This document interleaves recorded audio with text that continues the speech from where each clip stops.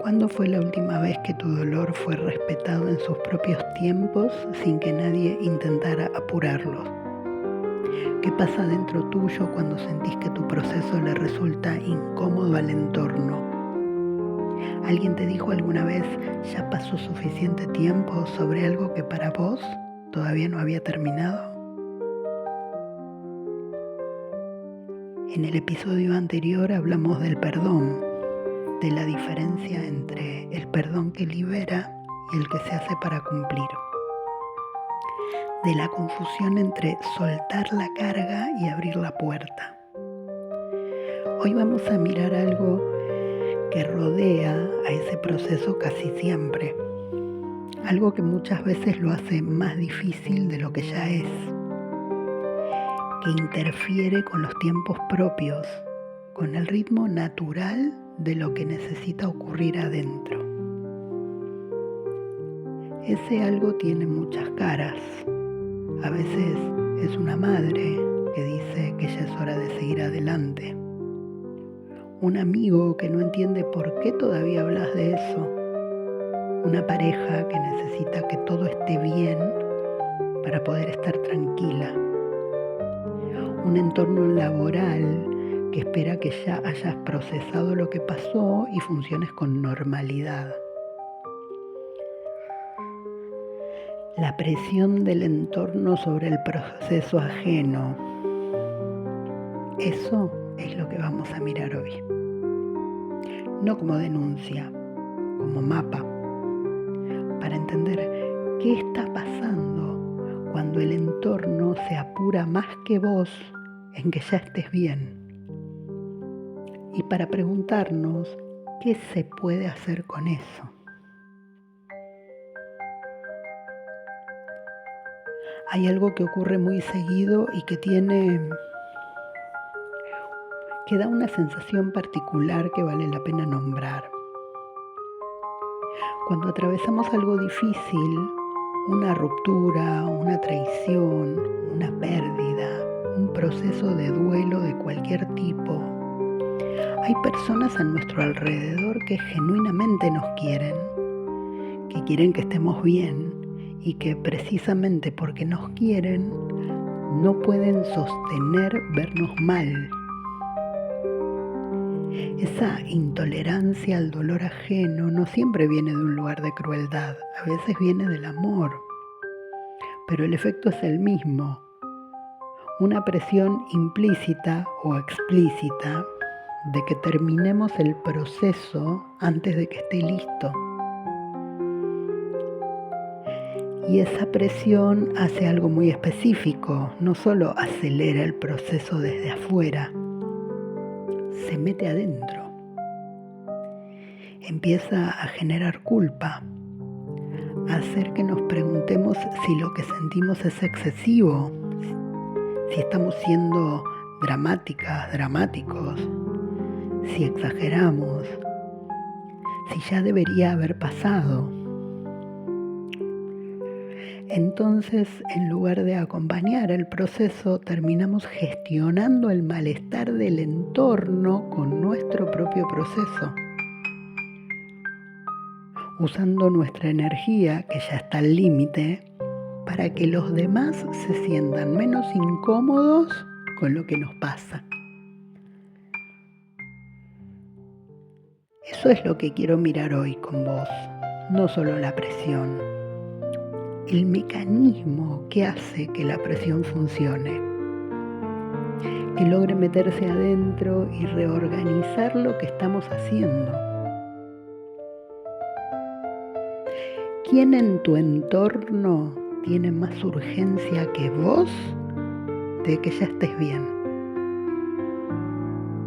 ¿Y qué haces con esa urgencia? En 1899, la escritora norteamericana Kate Chopin publicó una novela que escandalizó tanto a la crítica de su época que prácticamente desapareció durante décadas. Se llama El despertar y es, entre otras cosas, una de las exploraciones más precisas que conozco sobre qué pasa cuando una persona empieza a ver algo que su entorno no puede sostener que ella vea. Edna Pontelier es una mujer casada, madre de 2 hijos, que vive en la alta sociedad de Nueva Orleans a finales del siglo XIX.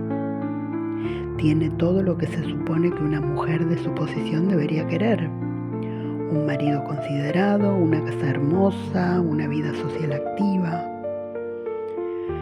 Y un verano, algo en Edna empieza a correrse del lugar. Aprende a nadar, un gesto pequeño, aparentemente trivial, y en ese gesto descubre algo sobre su propio cuerpo, su propia capacidad, su propia existencia que antes no había podido ver. Empieza a pintar, empieza a cuestionar, empieza a querer algo que no tiene nombre claro todavía, pero que es inequívocamente suyo. Lo que hace Chopin con esta novela es mostrar con una claridad que duele por momentos cómo el entorno responde a ese despertar. No con curiosidad, no con alegría por el crecimiento de Edna, con alarma, con corrección, con una presión sostenida y multidireccional para que Edna vuelva a ser quien era. Su marido está confundido y preocupado. Sus amigas no entienden. Su médico le recomienda que descanse y no piense tanto. La sociedad entera funciona como un sistema de presión hacia la norma, hacia lo que parece que es correcto, hacia lo que se espera, hacia lo que una mujer de su posición tiene que ser. Edna no está en un proceso de duelo como el que hablamos en el episodio anterior, pero lo que le pasa tiene algo en común con él. Está atravesando algo genuino, algo que viene de adentro, algo que tiene sus propios tiempos y su propia lógica, y el entorno no puede sostenerlo. ¿Por qué? No por maldad, porque el proceso de Edna amenaza el orden, porque su despertar, si se completa, implica que algo va a cambiar. Y los entornos casi siempre prefieren la estabilidad al crecimiento ajeno. Chopin no da una salida fácil. La novela termina de una manera que muchos lectores pueden encontrar chocante, insoportable algunos. Pero lo que describe en el camino, la mecánica de la presión, la forma en que el entorno administra el proceso ajeno, el costo de no ceder, es extraordinariamente actual.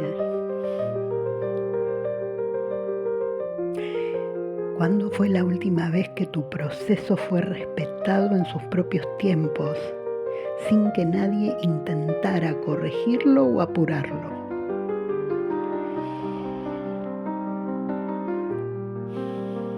Esto me recuerda al mito de Psique y Eros, que es uno de los más conocidos de la mitología griega. La historia de amor entre una mortal y un dios.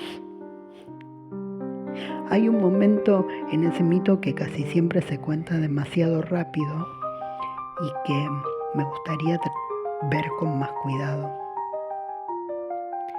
Cuando Eros se va, herido, enojado, después de que Psique lo mira a pesar de la prohibición, Psique queda sola y decide ir a buscar lo que perdió. Pero para recuperar a Eros tiene que pasar primero por Afrodita, y Afrodita le impone 4 tareas imposibles. La primera separar una montaña enorme de semillas mezcladas, trigo, cebada, mijo, amapola, en una sola noche. La segunda, obtener lana de oro de unas ovejas solares furiosas. La tercera, traer agua del río Estigia, el río de los muertos, que corre por acantilados inaccesibles.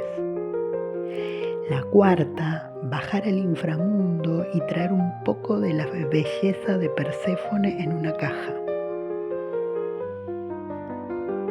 Cada tarea está diseñada para ser imposible, no para que Psique crezca. Cada tarea está diseñada para que Psique fracase, para que abandone, para que demuestre que no es digna de lo que busca. Eso es lo que me interesa de ese mito para hoy.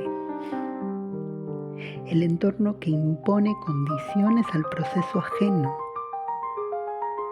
que pone tareas imposibles, explícitas o implícitas, para que la persona que está atravesando algo demuestre que merece seguir adelante, que ya sanó suficiente, que ya procesó bastante, que ya está lista para volver a funcionar como antes. Cuando dejes de llorar tanto te escucho. Cuando puedas hablar de eso sin enojarte, hablamos. Cuando estés mejor, salimos. Son versiones cotidianas de las tareas de Afrodita. Condiciones que el entorno pone sobre el proceso interno de otro. Psique en el mito recibe ayuda inesperada para cada tarea. Las hormigas le separan las semillas. El cañaveral le dice cómo obtener la lana de oro sin acercarse a las ovejas. Un águila le trae agua del Estigia. Una torre le dice el camino al inframundo y le advierte que no abra la caja. Esa ayuda inesperada es también parte del mito.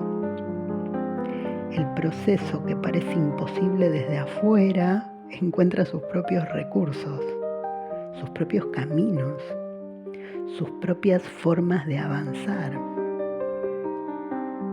El entorno que impone condiciones no conoce los recursos que el proceso tiene. Solo ve lo que le falta, lo que todavía no está, lo que todavía no es suficiente. Jean-Paul Sartre escribió una frase que se cita mucho y aparentemente se entiende poco. El infierno son los otros. Es una obra de teatro llamada A Puerta Cerrada y la mayoría de las veces se toma como una declaración de cinismo o de pesimismo sobre las relaciones humanas. Pero Sartre no está diciendo que los otros sean malos. Está describiendo algo más preciso, que la mirada del otro tiene el poder de definirnos si la dejamos. Que cuando vivimos pendientes de cómo nos ven, de lo que esperan, de si cumplimos con lo que necesitan que seamos, nos convertimos en objetos de su mirada en lugar de sujetos de nuestra propia vida. El infierno no son los otros en sí mismos. El infierno es vivir organizada alrededor de lo que los otros necesitan que seamos. Esto muestra algo importante sobre la presión del entorno. La presión funciona cuando le damos a la mirada del otro el poder de definirnos. Cuando la urgencia del otro se convierte en nuestra urgencia. Cuando el malestar del otro con nuestro proceso se convierte en una señal de que algo en nuestro proceso está mal. La diferencia entre existir para los otros y existir con los otros está exactamente ahí. En sí, la mirada ajena tiene poder definitorio sobre lo que somos, o si es una mirada que consideramos pero que no nos gobierna. ¿Cuánto de tu proceso está siendo administrado por lo que otros necesitan que sientas, en lugar de por lo que realmente estás sintiendo?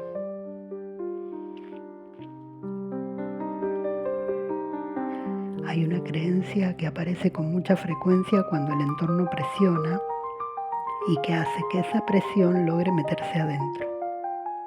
Si mi proceso les incomoda es porque estoy exagerando. Si todavía no estoy bien es porque no estoy haciendo suficiente esfuerzo. Si los demás ya superaron cosas similares, yo también debería poder.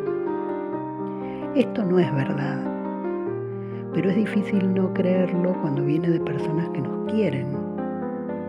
La incomodidad del entorno con tu proceso no es información sobre tu proceso, es información sobre la tolerancia del entorno al dolor ajeno, sobre cuánto pueden sostener ver a alguien que quieren en dificultad, sobre sus propias historias no procesadas que tu proceso activa. Que a alguien le resulte difícil verte en este proceso no significa que el proceso sea incorrecto, significa que tienen un límite de tolerancia y ese límite es su responsabilidad, no la tuya. Hay otra creencia que quiero mencionar, la idea de que poner un límite al entorno, decir, necesito que respetes mis tiempos, no necesito que me digas cuánto tendría que durar, cuándo tendría que estar bien. O decir, este proceso es mío y no tiene que funcionar como los tuyos. Es una forma de agresión, de ingratitud o de rechazo. Poner un límite no es agredir, es trazar la diferencia entre tu proceso y el malestar del otro con tu proceso. Es una distinción necesaria, aunque no siempre sea cómoda. El entorno puede quererte y al mismo tiempo no poder sostener tu proceso. Las dos cosas pueden ser ciertas al mismo tiempo y ninguna de las dos cambia lo que necesitas.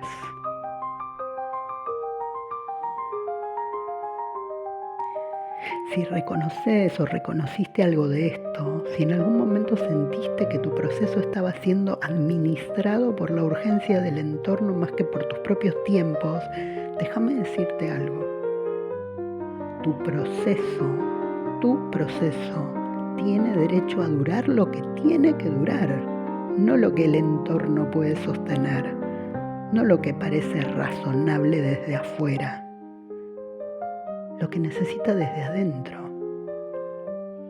Eso no significa aislarte, no significa ignorar a las personas que te quieren, significa distinguir entre el acompañamiento genuino, el que puede estar con vos sin necesitar que ya estés bien, y la presión disfrazada de cuidado.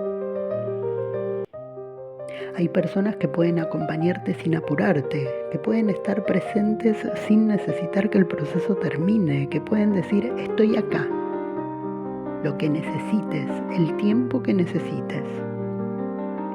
Y hay personas que no pueden, no por maldad, por sus propios límites, sus propias historias, su propia intolerancia al dolor.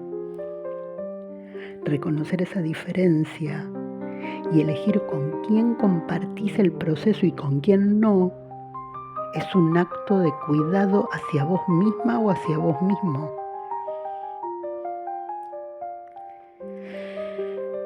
Edna Pontelier en El despertar no encuentra una forma de negociar con el entorno.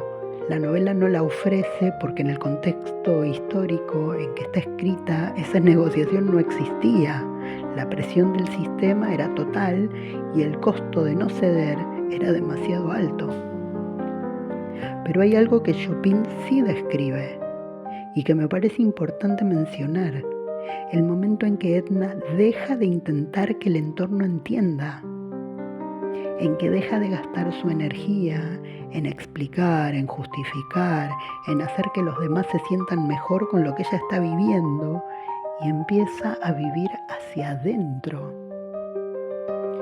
no como solución definitiva al conflicto con el afuera, como movimiento, como una forma de recuperar algo que la presión del entorno estaba consumiendo, la atención hacia sí misma, hacia su proceso. Psique no puede completar las tareas de Afrodita sola, recibe ayuda, pero esa ayuda no llega hasta que Psique deja de paralizarse ante la imposibilidad de las tareas y empieza a moverse, a intentar algo, a confiar en que el camino va a aparecer mientras camina. Hay algo en eso que me parece muy preciso para lo que estamos hablando. La presión del entorno tiene más poder cuando estamos inmóviles, mirándola, sintiéndola, tratando de neutralizarla. La presión del entorno tiene menos poder cuando empezamos a movernos hacia lo que necesitamos. Aunque el entorno no entienda, aunque el entorno no apruebe, aunque el entorno siga con su urgencia y sus tiempos y estándares de superación, de procesos ajenos. No se trata de ignorar al entorno, ojo, se trata de no dejar que su urgencia reemplace a la tuya. ¿Qué necesitarías decirle o decirte para proteger tu proceso de la urgencia del entorno? No para alejarlos, para cuidar lo que todavía está en construcción.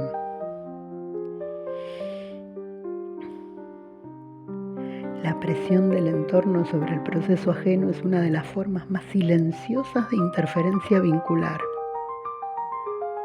Silenciosa porque viene muchas veces del amor, desde el amor. Porque quien presiona no siempre sabe que está presionando. Porque la urgencia de que estés bien puede sentirse igual que el cuidado genuino. Pero hay una diferencia. El cuidado genuino puede estar con vos sin necesitar que ya estés bien. La presión necesita que ya estés bien para poder estar con vos. Reconocer esa diferencia no siempre es fácil, pero es importante, porque cuando la presión del entorno logra meterse adentro y convencerte de que tu proceso está tardando demasiado, lo que está ocurriendo es que el proceso se interrumpe. Y lo que se interrumpe no desaparece, se queda ahí, sin terminar, esperando el momento en que haya espacio para seguir. En el próximo episodio llegamos al final de esta primera trilogía, el episodio de soberanía. Vamos a hablar del derecho a la distancia sanadora, de por qué alejarse de algo o de alguien no es abandono ni cobardía, de cómo la distancia puede ser en algunos casos el acto de amor propio más claro que existe. Y de cómo esa decisión, la de tomar distancia, no necesita de nadie para ser válida. Entonces, ¿alguien en tu entorno tiene más urgencia que vos para que ya estés bien? Nos quedamos pensando en eso. Y nos vemos en el próximo episodio. Cuídate, vales mucho.